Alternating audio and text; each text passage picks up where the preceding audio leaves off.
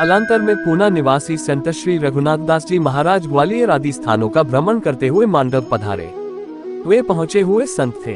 प्राकृतिक शोभा से युक्त मांडव का एकांत उन्हें भा गया। भगवत भक्ति के लिए उपयुक्त स्थान पाकर उन्होंने एक वट वृक्ष की गहरी छाया में आसन लगाया और अपने जीवन की परिचर्या के अनुसार राम भक्ति में लीन हो गए।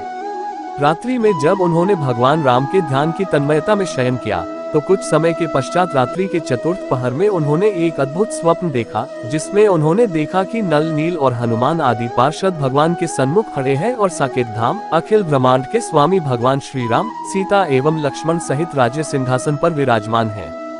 भक्त प्रवर रघुनाथ जी ने भगवान के दिव्य दर्शन से गदगद हो प्रेमाश्रु बहाते हुए उन्हें साष्टांग दंडवत प्रणाम किया। तभी भक्त प्रवर की तन्मयता और प्रेम की अनन्यता से प्रसन्न हो भगवान ने अनुग्रह स्वर में कहा, रघुनाथ दास, मैं तुम्हारी भक्ति से प्रसन्न हूँ। मेरी निष्काम सेवा करने वाले भक्त मुझे सदैव प्रिय है। ऐसा कहते ही भगवान श्री राम का वह रूप एकदम चतुर्भुज रूप हो गया और उनके हाथों में धनुष, बाण, कमल और अभयमुद्रा सुशोभित होने लगे। तत्पश्चात उन्होंने आनंद प्रदाय भाव मुद्रा में मुस्कुराते हुए कहा है, अनन्य भक्त रघुनाथ दास, तुम पर अनुग्रह करने के लिए ही मैंने स्वयं को इस रूप में प्रकट किया है।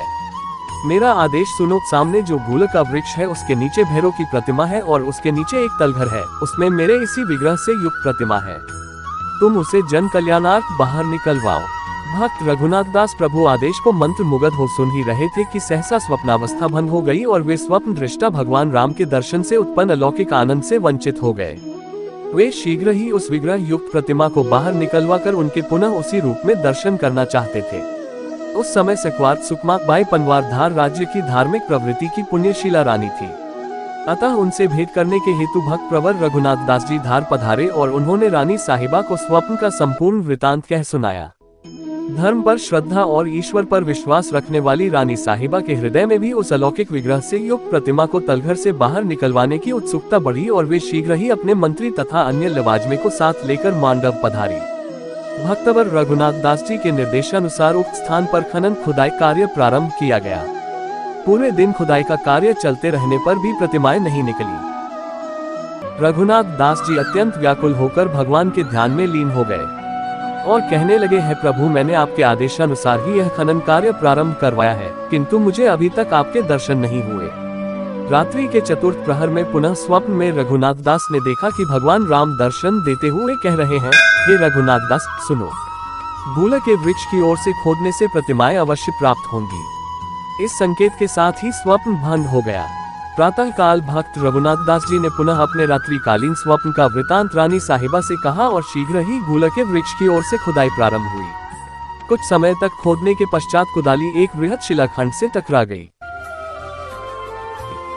शीघ्र ही उस शिलाखंड को हटाया गया तो आनंद विभोर हो सबने देखा, तलघर के मध्य से अखंड दीपक की प्रखर ज्योति से प्रकाशित चतुर्भुज भगवान राम, सीता, लक्ष्मण, हनुमान, सूर्य नारायण एवं शांतिनाथ भगवान की प्रतिमाओं के साथ मंद मंद मुस्कुरा रहे हैं। कितनी लंबी अवधि से वह दीपक जल रहा है कौन जाने। कौन उस तलघर में सद्य एवं सुगंधित पुष्पों से उनका श्रृंगार करता होगा। इन मौन प्रश्नों का उत्तर प्रभु की लीला ही है। उसके प्रति नतमस्तक हो और भगवान के उस अलौकिक रूप माधुरी पर मुग्ध हो समस्त जन समुदाय भाव विभोर हो भगवान राम की जय जयकार करने लगा।